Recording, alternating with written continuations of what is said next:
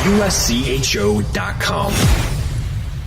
This is the USCHO Spotlight, a weekly podcast from U.S. College Hockey Online at USCHO.com, featuring conversations with college hockey coaches and players and journalists who cover the sport.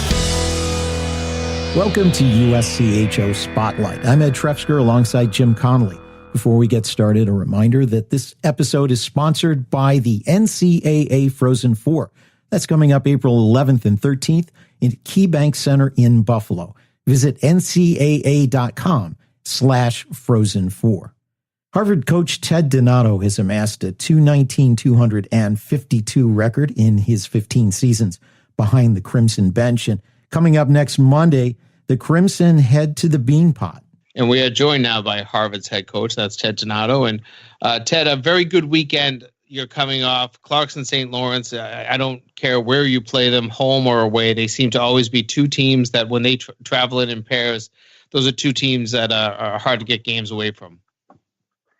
Yeah, I think especially when you go up to North Country, they're two tough buildings to play in, two teams that are historically great at home. But anytime you can get a sweep of the North Country, whether it's up there or at home, it's a good weekend. Talk to me a little bit about the development of this team. You started out, I believe it was 2-3-2. Since then, 8-3-1. What's been working over this last 12 games or so? Well, I think one, we had a lot of young guys that we were trying to integrate right into the lineup. A lot of freshmen and sophomores, and a lot of goal scoring that's gone out over the last few years, whether it's, everything from, VC and Crisculo to Kerfoot and Moy and Malone and Esposito. And last year with Ryan Donato going out as well. So, we had a lot of guys that are, that were put into positions right away. And to be honest with you, it was a little bit of a reverse of what we thought in our own minds might have happened. I thought I felt coming into the year that our defense, was going to be good right away. Guys like Marino, Fox, seniors like Olsen and Bogman and Dombrowski and, guys like Riley Walsh and Jack Rathbone. We felt like our defense was going to be good right away. And I was worried about, where the goals were going to come from. We just didn't have a lot of guys that were accomplished at this level yet, goal scoring. And, as the game of hockey works, we came out, we scored in bunches right away. But we had a much tougher time keeping the puck out of our net than I think we thought we were going to have. I think our goaltending has solidified. Michael Lackey, took a few games early on to get comfortable. He's been off, hasn't really been the guy here, over the last few years with Merrick Madsen being there. And, with him getting comfortable, I think it's really, solidified our team. And, I think we're improving. We got a lot of young guys. We've had a good power play pretty much from the outset. And now our 5-on-5 game is getting much better. Our team defense, has improved greatly. And, we hope to be a team that's, able to make some serious noise as we get towards the end of the season here. Ted, you just mentioned Michael Lackey, so I'll start there. A unique situation where he has reached his fourth year with the program and hadn't seen a lot of time. Now he's already had 18 games played at this point, a 10-5-3 record. When you have a guy that's had to sit back and kind of be the backup for so long, is there sort of an adjustment or sort of a change or shift in mentality that a player has to have to now realize, okay, guys, I am the guy and this is my team and I'm gonna go out and try to carry them each night? Yeah, I think there's a major adjustment. Not only you haven't played back to back, you haven't played, in some of these high pressure environments, whether it's, at Madison Square Garden or in the Beanpot or at Yale or at Cornell and places like that. So there is definitely, a period, of adaptation, not only for the player himself, but also for his teammates to gain that confidence. And I thought early on, he did not get off to the start that he was capable of, but I think if you took out the first 5 games of the year, I mean, I think he's already now at like a 924 save percentage with a 2.2 goals against. I think if you remove those, first 5 games, I would guess that he'd be in the top 3 in the country and, in all the statistical categories. So he's giving us, excellent goaltending, giving us a chance to win. And, the thing with Michael Lackey is that, he's a very talented guy. And, one of the years that he was not able to play for us, he had an injury issue, so he was out for the whole year. So there's, he's had some, adversity to deal with. He came in as a natural 18-year-old. So, in the age of college hockey getting, older, he's a 1997 born, senior for us. So, there is a lot of upside. And to me, he's a guy, having played on the national program, having been, the goalie of the tournament at the U17 World Tournament. He's a guy with, a lot of talent. And, right now he's really coming into his own, and it's helped us a great deal. Another guy I wanted to talk about up front, Louis Zergosich as a senior. Obviously, he's had a pretty good points career when you look at the number of games he's played and the points he's put up every year. But here he is, just around the midway point of what will be your ultimate season, maybe just a little past it. Already 10 goals, and he's only, his career high is 11. This is a player who seems to not only have gotten a little bit better, but maybe taken a big jump forward this season on the offensive side. Yeah, I think Lewis has always been, an important part of our team. But he may have taken a little backseat to some of the players we've had over the last couple of years. And this year he recognizes that, it was important for him to step up and, not only be a great leader, on and off the ice as our captain, but from a production standpoint, he was capable of scoring some big goals for us. And he certainly has done that so far this year. He's off to a good start, in the goal scoring category. And, we're using him in all situations. He's played some center ice, he's played some wing. So he's really, done everything we've asked of him and has had an excellent year to this point. More with Harvard coach Ted Donato in a moment. First, a word from the NCAA Frozen Four, April 11th and 13th at KeyBank Center in Buffalo.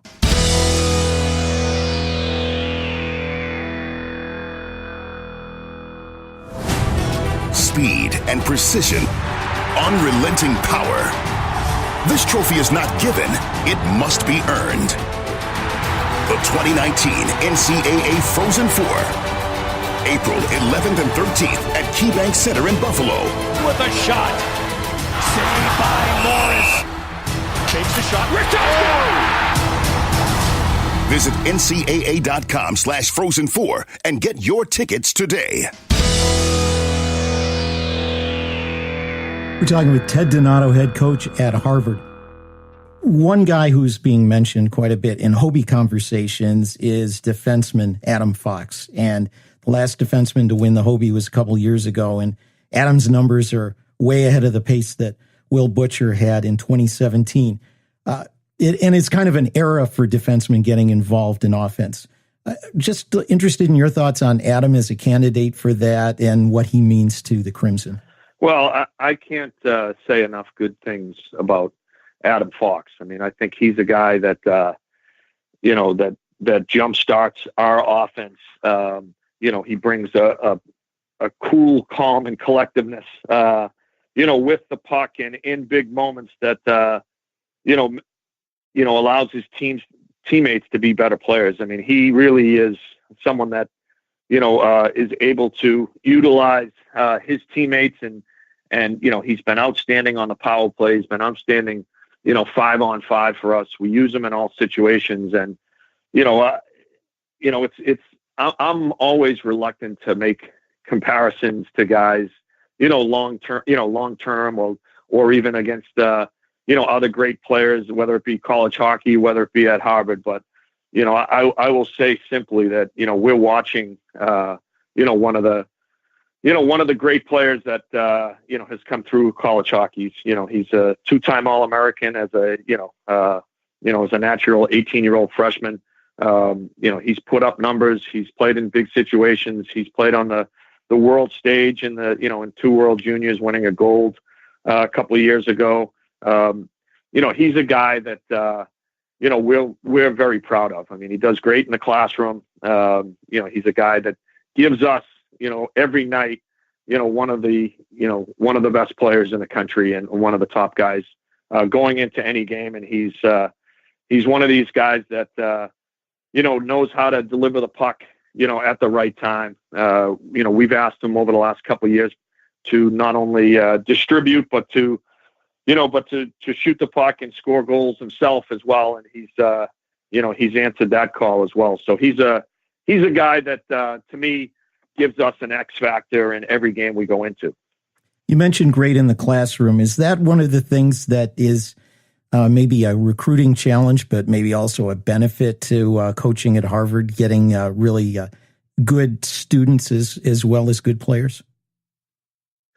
Yeah, I think it's a challenge, but it's one that we, accept with open arms. We're proud of the fact that our kids are great student athletes. Our guys do very well here, in school and, with their GPAs and with their ability to, major in whatever their interests are. It's something that we're proud of. We recognize that we may be different than some other places. We take pride in the fact that we're a great university with a hockey program and not a hockey program just connected to a university, which it seems in some other places. But, our guys, I think really appreciate the fact that there's a great balance here. We're going to work hard. We're going to get after it from a hockey standpoint. We're going to do everything we can to be the best team we can, to have our guys develop individually. But also, we have a chance to get them a great college experience and, an experience, to get a great education, meet some great people, and really, be in a better position to have success and have opportunities in life in general. And, that's something that we take great pride in. It takes a special, person. It takes a special, responsible person, a person, of high character to be able to, to juggle those things and be in both those arenas and do well in 2 very competitive environments. But, that's something that we take great pride in. What is a typical Harvard hockey week like? Say it's a week where you've got 2 games in the ECAC, so 2 teams to prepare for. What does a week of practice look like for the players? And then also, what's a week like that for you as head coach and with your assistants? Well, it's a great question. So in general, if we play Friday, Saturday night, which is, the norm for the most part, we would usually, start the week off on Monday. For us, we would have, practice, from 3 to 5. I think Mondays is when we do our goalie skills session as well. So we have, Brian Robinson, who's our volunteer goalie coach, comes out, and we'll have a lot of players also try to help out the goalies in those drills. But we, so we have the goalie skills from 2 to 2:50. The whole team will practice from 3 to say 4:30. They'll go in the weight room. Go with Tim Mullen, our strength and conditioning coach, say from 5 to 5:45. So it's a pretty busy day on Monday. So we'll come back Tuesday. We practice later on Tuesday. We practice from 5. We have the ice from 5 to 7. So on Monday, most kids will probably have about 3 hours a day of class time. Most kids, the normal rate is taking 4 classes per semester, and so. That's probably, evens out to be about 3 hours, maybe Monday through Thursday, and maybe 2 hours on a Friday. And they might have some, sections that meet other times. So with the later practice on Tuesday and Thursday, it allows them to take, maybe some classes later in the day on those days. But basically, we have 4 days on the ice, 2 days, in the weight room. They're juggling, their academics. We're sensitive to that. We know when midterms are up. We know when finals are coming. And we try to allow them to excel in both arenas. And it's in a lot of ways, it's probably similar to most places. I like to think that that we put more emphasis on allowing our kids to not only take whatever academic interest they have, but make concessions to allow those kids to really have a great experience and opportunity, take advantage of the opportunities they have academically on campus. And we've found that if they're able to have success on campus, it only helps us have success on the ice. So it's something that is a little bit different maybe at some of these Ivy League schools, but it's we recruit kids that understand that balance and appreciate it, and are quite frankly excited about that challenge. You're listening to USCHO Spotlight, and we are talking with Harvard head coach Ted Donato. And Ted, obviously a big game coming up on Friday with Dartmouth. I'm going to come back to that one and jump one ahead, and I'm not sure you're not surprised, but the Beanpot on Monday. We'll get into the individual matchup as much with BC, but when you think of the fact that you have Northeastern and Harvard that have won this tournament in the last couple of years, after more than 20 years, and in Northeastern's case, almost 30 years between Beanpot titles, does this help the tournament? I have to assume it does, but I don't think the tournament ever felt irrelevant to a Bostonian like myself, but maybe nationally this helps the tournament a little bit more, gain some sort of a balance now that you have all four teams competitive in the field. Yeah, I think there's always been great support and following locally. I do think that the Patriots have been so great that it has made it a challenge, because they're playing Super Bowl Sunday, before the first game of the Beanpot in 9 out of the last 17 years. So that's a nice challenge to have. But I do think that having both Northeastern and Harvard having some success is good overall for the tournament. In fairness, I think BC in particular had about a 12-year window where they were quite frankly as dominant a team that there's ever been in college hockey. I think they went to I think eight or nine Final Fours in a 12-year window or something crazy like that. And BU had a couple of great years and has laid claim as the owner of the Beanpot for tournament for a number of years. So it's a great challenge. When that all four teams are capable of being nationally competitive every year, but it's what makes it fun, and certainly we're all fighting for those bragging rights in the summer. Well, the bragging rights will have to wait until after you do play Dartmouth, a team that is right on your heels in the ECAC standings. Talk about what you're going to face this weekend, this Friday night, with Dartmouth on your schedule. Yeah, I think it's a good challenge for us. Just looking at the standings, we're right next to Dartmouth. I think they have a game in hand on us. And this is a chance for us to go up 3 points on them. They'll still have a game in hand, but they gave us a handful in the first game of the season. We were up, twice by 2 goals, but they kept coming back and beat us in a throwback game, a 7-6 7-6 affair at Dartmouth. So this is a big game for us in the standings. The challenge for us in these next 2 weekends we only have 2 points to play for, where a lot of teams are playing 2 games and have 4 points to play for. So, for us, the Beanpot can definitely be a springboard, but it's important that, we take care of our in-league contest. I mean, we're fighting tooth and nail, with, about 6 teams to try to get, home ice, possibly home ice and a bye in the first round. And those are real important, benchmarks for us, if we want to have success going into the tournament. Well, it is 6 points separating first from 8th place in the ECAC right now. Harvard right in the middle. Ted Donato, it's a big week coming up for you. Enjoy, obviously, Friday night against Dartmouth, and then Monday, Boston College and the Beanpot opening game. Should be a blast, and we really appreciate you taking the time today to join us.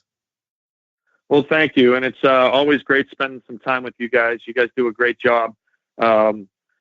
With all the coverage you guys have of college hockey. So, please know that all the coaches, we're all very appreciative of it. And I think it's going to be a very exciting rest of the season in college hockey. Jim, it's interesting to hear Ted Donato talk about the schedule his players have during the week and how they accommodate not just the classroom, but student life at Harvard. Yeah, I mean, there are certain schools out there that it really is more about the reason than the season. And the Ivies are one of those. Listen, there's some great academic schools across college hockey within the 60 schools that make up Division I. But, the Ivies, it's different. You face a really hard curriculum. I do believe that there's a lot of aid given to student athletes to try to help them, through everything they go through. But at the same time, you still have to put up the grades or you're still gone. There's no way to not go to class or not participate in the academics there. This is a big part of it. And it sounds like the way that Ted Donato structures his team's schedule is to make the best possible academic balance to go along with a really good on-ice balance and still a social culture that is necessary at any university. And I'm sure our friends at College Hockey Inc. wouldn't mind me mentioning that players at Harvard get a couple of days a week in the weight room, as does most of college hockey, something that you don't get if you're playing major juniors because you play so many games. And that is a big part of players having some success in the pros, including a budding career for Ted's son, Ryan. Yeah, he's obviously had a very good start to his professional career, and last year's NHL playoffs were kind of a highlight of that for a few games, his ability to really step out onto the ice and look like he was comfortable. But that's a big part. I mean, Jimmy Vesey went through the same thing before joining the Rangers, where people knew that he was going to be great, and he jumped right in and he had some success. And just because you're at an Ivy League school doesn't mean that you're not a heck of an athlete. And these Ivy Leagues, as well as almost every school in Division I hockey, they're producing some great players right now. For Jim Connolly, I'm Ed Trefsker, and this has been USCHO Spotlight. We'll catch you next time. This has been the USCHO Spotlight, a production of U.S. College Hockey Online. Visit uscho.com/podcasts to listen or subscribe.